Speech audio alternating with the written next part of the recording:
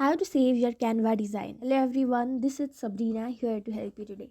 So without any further ado, let's get right into the video. So first, launch your Canva and then go to the project you want to save.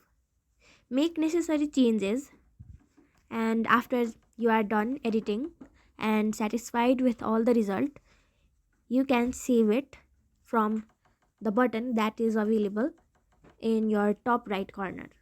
So simply tap on it.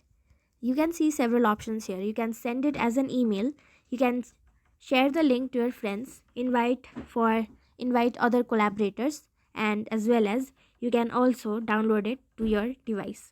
So if you want to download it to your device, simply tap on this download button right over here. Select the quality that you want, select the file type. So if it is a image, simply you can do it using JPG or PNG, but if you are saving a video, simply select the MP4 version, and that's it. Thank you for watching this video. Make sure to like, share and subscribe to our YouTube channel. If you got any question, comment them down and I'll catch you in the next one.